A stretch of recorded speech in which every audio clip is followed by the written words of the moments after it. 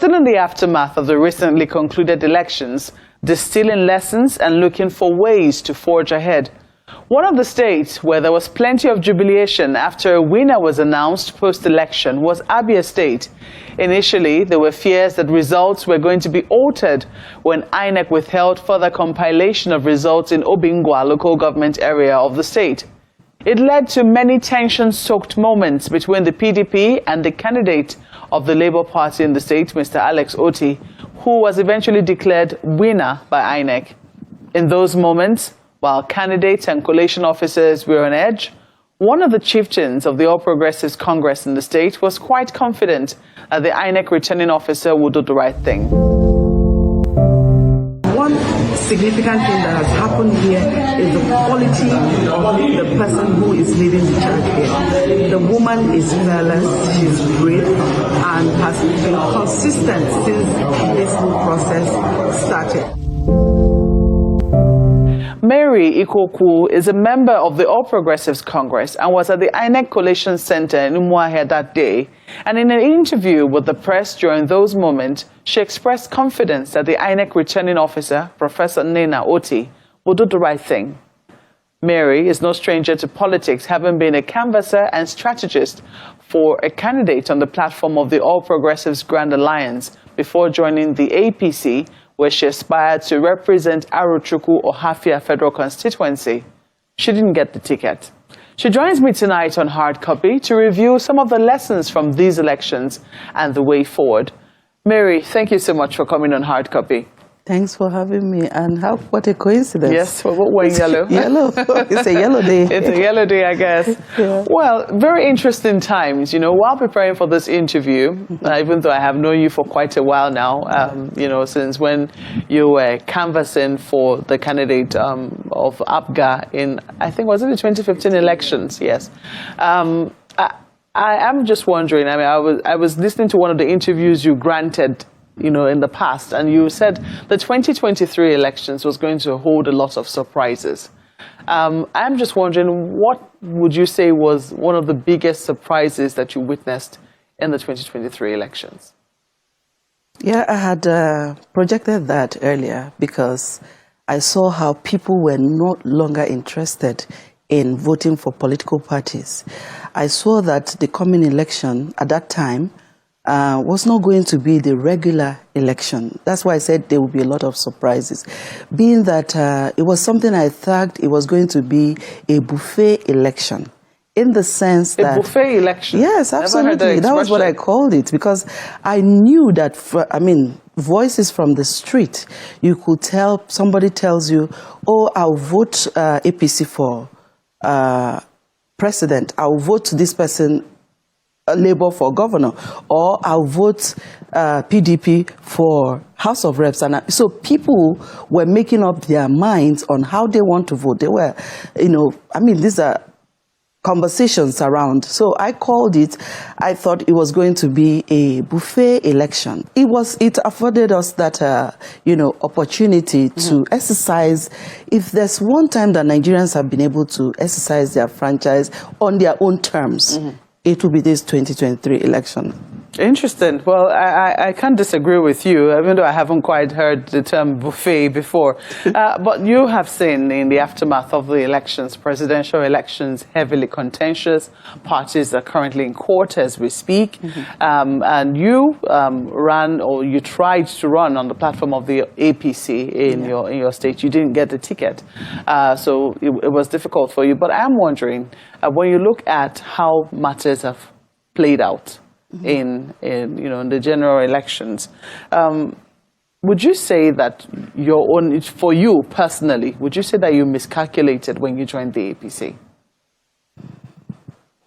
That's an interesting question, Magwe. I wouldn't say that I miscalculated. One is that I am from Abia State. APC will be the first political party I've ever stepped forward to put down my name and say, this is my party. And it wasn't a miscalculation in any way. One, it was clear to me that I wasn't going to join PDP. There are two big parties. As a person, I don't even play small. So if I'm going into politics, it's going to be any of the leading political parties. And at this time, it was PDP and APC. There was no Labour, right? So Labour Party has always been in existence. Yeah, but it wasn't in this form at that time. It was a small party. It was a small party at that time. So you didn't think you could have made it big in your own area? Just wondering. No, because my state is a PDP state, rather. And PDP has held down the state. It was like an entrenched evil system. So because I do not have, somebody from the PDP here, I'm going to just, have you stay with, some of the issues which we have raised. You did not join the APC, and you had your reasons, perhaps because of what had happened within the PDP in your state. I mean, all politics is local, as they say. Right. But we saw the emergence of Labour Party, and we saw, as you said, it did not exist, not in the manner that it did prior to the 2023 elections. Right. But we saw how Peter Obi came and energized that party, and it took not just the Southeast, it took a large part of the country by storm. I mean, 6.1 million votes in presidential elections is no joke. So I am just wondering, do you think that looking at what happened, particularly in the Southeast, and looking at that wave, do you think that, with benefit of hindsight, maybe you should have been a member of Labour Party? Just wondering. No. I'm in APC and I have no regrets being in APC. And I'll tell you why. There were attempts for me to join Labour Party. I also realized that all the political parties are the same. And in my state, all the political parties are the same. I can so bet with when that. you describe PDP in those terms, when you say it was a retrogressive, a repressive... In my state, and yes. I did say they may do well in other states. Yes. Right? Yes, but when you say they're all the same, in the sense that you don't quite fully have internal democracy in most of the political parties, including my own party. That's the APC? Yes. Okay. So if you look at Labour Party, I've also seen in my state, there are people in Labour Party that I know I met in 2015 during that election.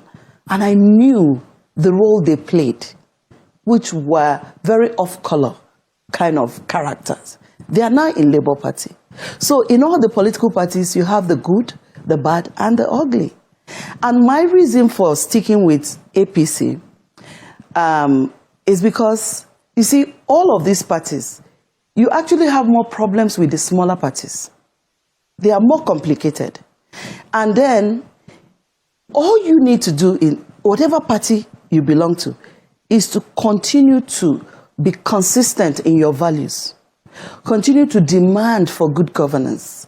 Continue to demand that you get internal democracy, that the right things are done. And I went to APC for obvious reasons. Right? What's the obvious reason? I didn't want to be part of PDP in my state. And I've also read... Did you feel a bit of pressure? As in 2015, I know that you supported the candidacy of now Governor-elect, Mr. Alex Otti, who was running on the platform of APGA. Then you weren't a member of APGA, but you canvassed for him. So I'm just wondering if you felt torn as a member of the APC and seeing that Mr. Otti is now on the platform of Labour Party. How did you think you're going to balance that? Were you still going to be supporting your party wholly? Or did you think, this person, I know him, I have supported him in the past, even though we're not in the same party? How difficult was that for you? It wasn't difficult. But in hindsight, you need to understand that I went to APC not alone. Even Dr. Alex Otti was in APC only last night. When it was clear, I mean, just speaking in terms of just only yesterday, because it was only during the primaries when it was obvious to him that my party wasn't going to give him the ticket, that he moved to Labour. Which, of course, I was already a candidate, an aspirant in APC. And he moved to Labour with people he also felt he could run for office in Labour. I had reached out to him even while he was in Labour to see after my party I didn't get that ticket. I also went to court, by the way. So you went to court when you didn't get your ticket? When I didn't get my ticket, because I needed to challenge the impunity that was experienced at that time. Okay. We were 6 aspirants. 5 of us were at the location for the primaries. 1 person was missing. And he was the one who got the ticket? Yes. So I went to court. I sued him, I sued the party, and I sued INEC. So, I mean, that's... The matter is still in court as we speak? No, every court pre-election matter has been resolved. Concluded before the election. And my opponent, the one who had the ticket, unfortunately, didn't also win the election. Right? I even had to ask... So you feel satisfied? I'm very, very I can take it for granted that you didn't vote for APC for that particular seat. For which particular seat? For Arochukwu or Ohafia constituency. For Arochukwu or Ohafia federal constituency? Yes. No, I will vote my party. Regardless of how you felt? No. See, let me tell you, so who was I going to vote for?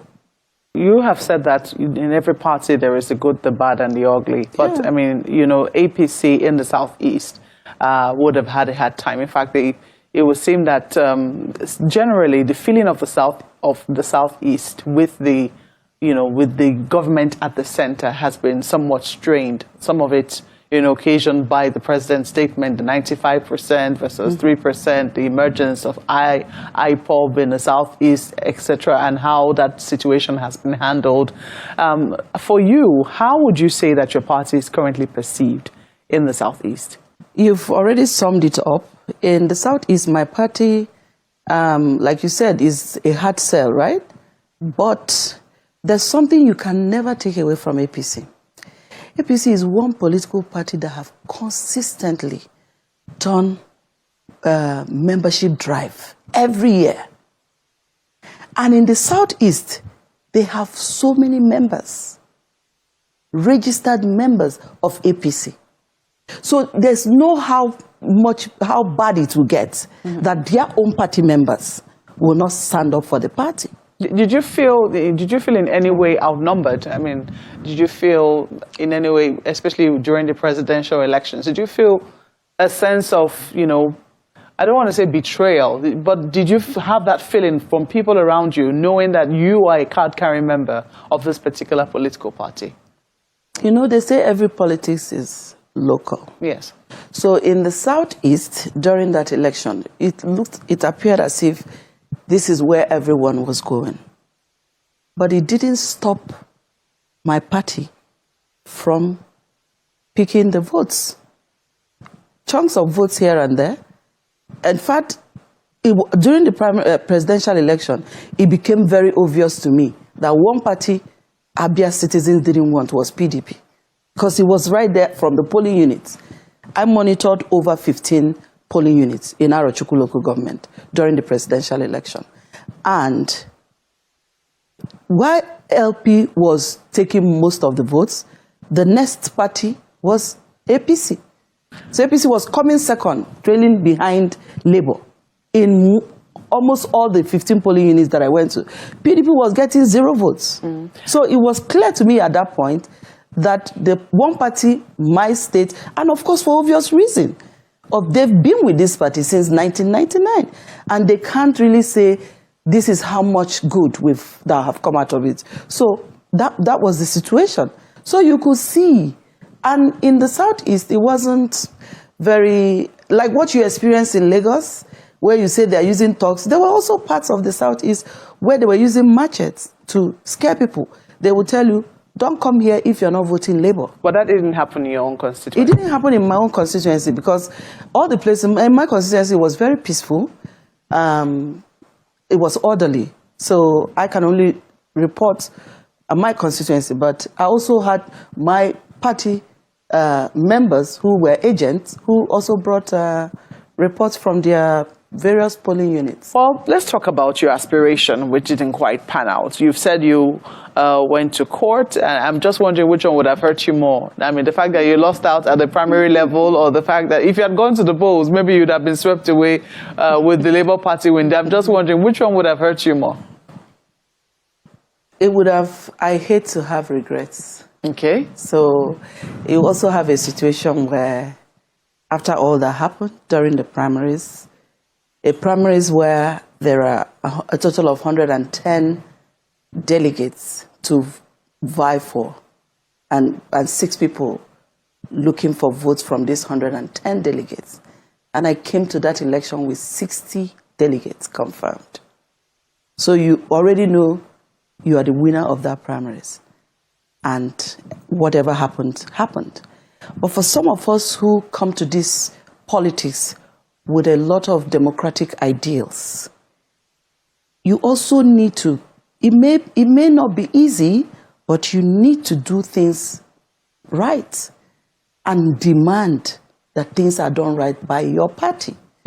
You know, sometimes I see my party say, madam, you can't bring activism inside party. You know? And I tell them, let's do things right. The only reason I would have had a regret is after the election, I may start saying, oh, I wish I had gone to court. But right now, I don't have such a regret. So you have no regrets on that particular level? So I followed it to a logical conclusion. Okay. So there's nothing left behind that I could have said, I wish I had done this. So in my next election, I already know what to do. You will go again? Yes. Okay, that's very interesting, and it's heartwarming to know that you've not been discouraged. No, not at all. The reason I say this because we see the number of women that have now finally emerged. Now that the air is clear and the dust is settling down, we see that we have only 3 women confirmed in the Senate. The House of Reps is not really faring any better. You have to ask if political parties took women seriously in spite of all the hue and cry at the gates of the National Assembly. When the gender bills were thrown away or thrown out. I'm wondering, do you think that political parties are taking these agitations from women groups and from women in general seriously? Let's start with your own party.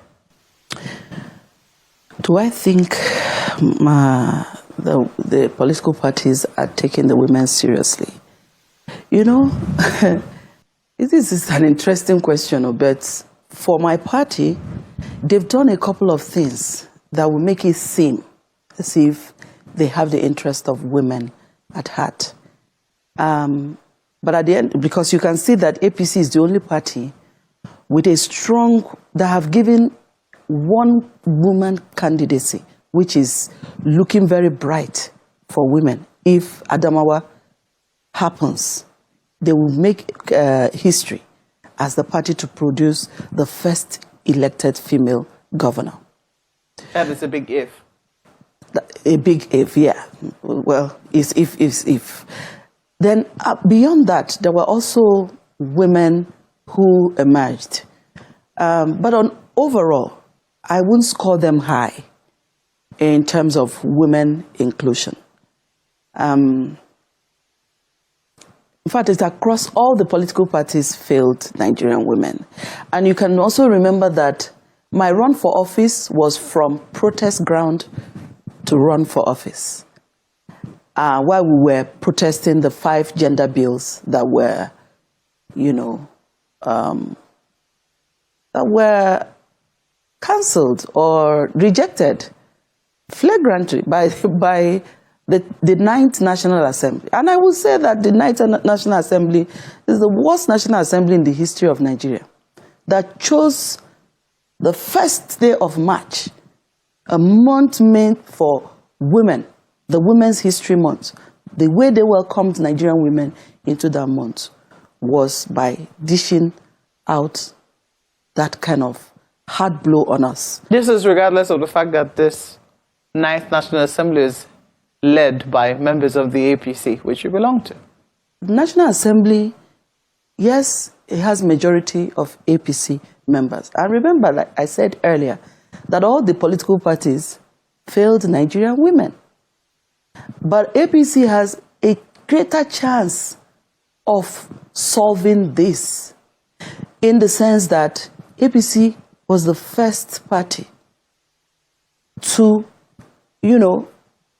institute or create a women campaign council for their presidential election. We had the Women Presidential Campaign Council, made up of over 1,000 women in the campaign council. I see that you're about to absolve them somewhat now. Not meaning to absolve them, but yes. Overall, yes. all the parties did not do well for the women. Yeah. Right? No, I can't even absolve my party in this. Why should I? So at the end of the day, it is my hope that all political parties will do things right going forward. And you know that women all over across the country have been agitating. We also take the blame to people who are agitating. It's not enough to agitate and also leave women hanging. Most of them don't even support the women candidates. Most of those agitating? Most women. That's the women voters or women within voters. Or women within political parties? Women within the political parties are women voters. 2 days to the election in my state, we held our organization Emerge Women. We had a meeting of women voters with women candidates to really speak heart to heart, have that conversation with them. And there were a lot of promises. And then you get to the polls, it was a different ballgame entirely. So I think it would take a whole lot of time. It's not going to be a sprint. Maybe it's a marathon.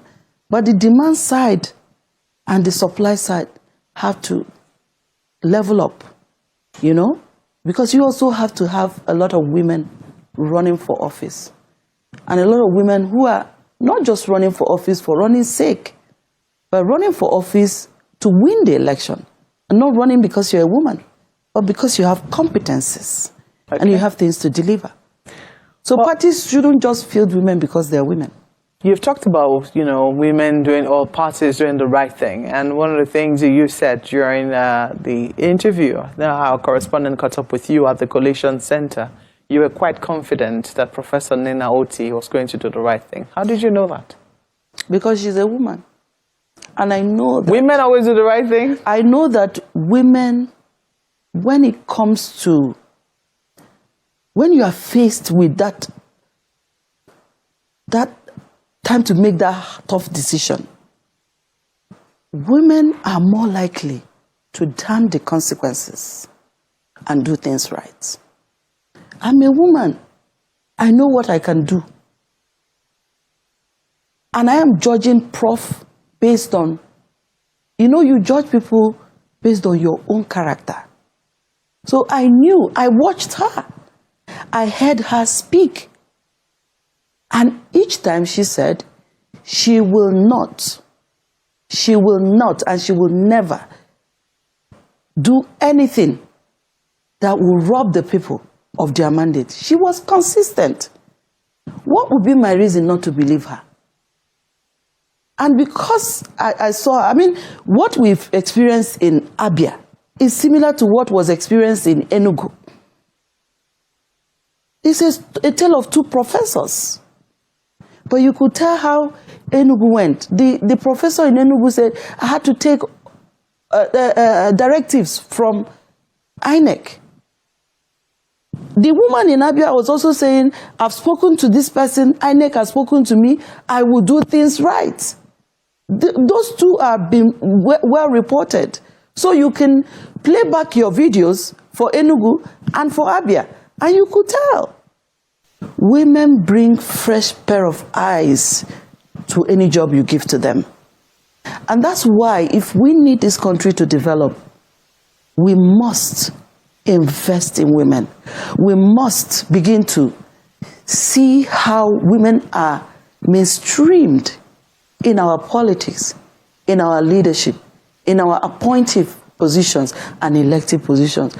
Not because they are women, but because we need to develop the country.